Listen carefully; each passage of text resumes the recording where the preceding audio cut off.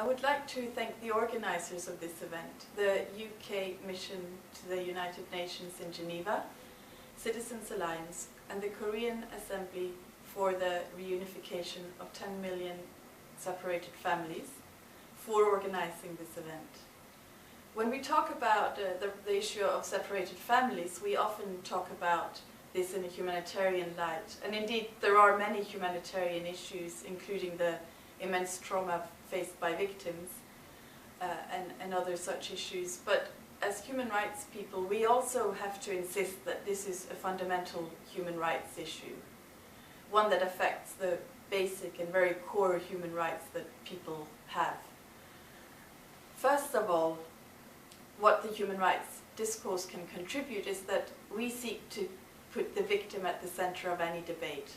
This means the victim has a voice in things like what solutions are appropriate, their needs and wants, and also that we recognize the diversity of the victim community.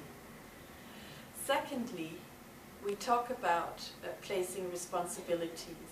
And in this case, of course, we focus on the duty bearers, the governments of the two Koreas, but beyond that, also stakeholders from the region and the international community at large.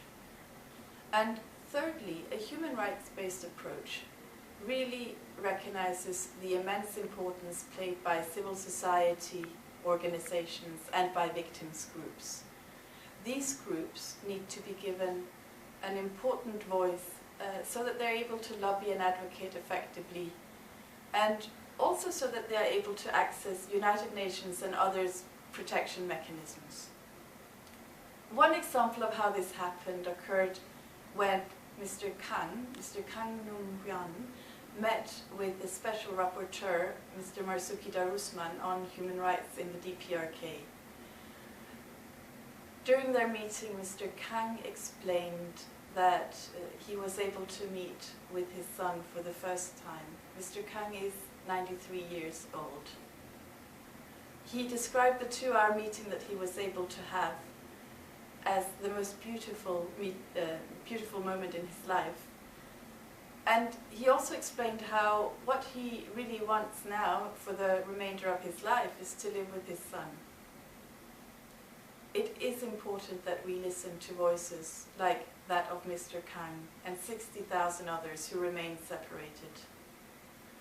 Their separation and their pain is made all the worse by their advanced age and also by the ongoing reports of human rights violations in the DPRK, including limitations on freedom of expression, of association and assembly, and many other aspects of human rights.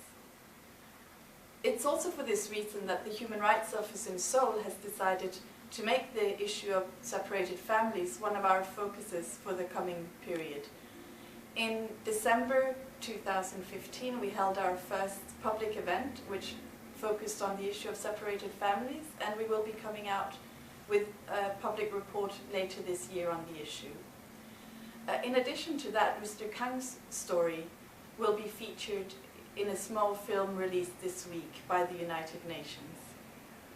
So in that regard, I hope that we will continue our collaboration. I wish you all the best with this event and look forward to working together and collaborating in coming months. Thank you very much.